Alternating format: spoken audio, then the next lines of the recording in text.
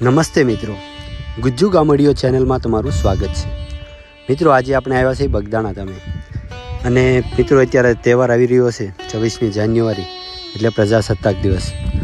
અને મિત્રો, આપણો જે નેશનલ તહેવાર છે એની સાથે આપણા સાધુ સંતો પણ જોડાયેલા છે. કહેવાય છે કે દેશ પ્રેમ છે ને, એક સાધુ સંતો માટે એક અલગ જ એક પ્રેરણા લઈને આવે છે. તો આજે હું વાત કરી રહ્યો છું બજરંગદાસ બાપાની, જેમાં એવું કહેવાય છે કે બજરંગદાસ બાપા એ રાષ્ટ્રીય સંત કહેવાય છે અને એમને રાષ્ટ્રીય સંતનું બિરુદ પણ મળેલું છે. અને એ શા માટે?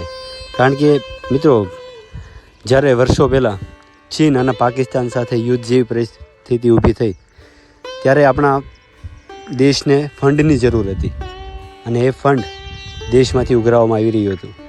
ત્યારે આપણા બજરંગદાસ બાપા કેમ પાછા રહી જાય? એવું કહેવાય છે કે જ્યારે ચીનના યુદ્ધ વખતે બજરંગદાસ બાપાએ જે પોતાના આશ્રમની હરાજી કરી અને લાખો રૂપિયા દેશના શહીદો માટે ફંડ આપ્યું હતું, તેમજ પાકિસ્તાનના યુદ્ધ વખતે પણ બજરંગદાસ બાપાએ આ ફંડ આપ્યું હતું અને પોતાની આશ્રમની હરાજી કરીને દરેક વસ્તુ વેચી અને જે પૈસા રૂપિયા આવ્યા એ કલેક્ટર ઓફિસે જમા કરાવ્યા હતા. તો આવા છે આપણા દેશના સંતો, અને ખાસ કરીને બજરંગદાસ બાપા તો આપણા દરેક રાષ્ટ્રીય સંતમાં સર્વોપરી છે. તો મિત્રો, અત્યારે 26મી જાન્યુઆરી આવી રહી છે, તો બજરંગદાસ બાપાના આ એક યોગદાનને ધ્યાને રાખીને બધા લોકો આ વિડીયોને શેર કરજો અને બાપા સીતારામ લખવાનું ભૂલતા નહીં.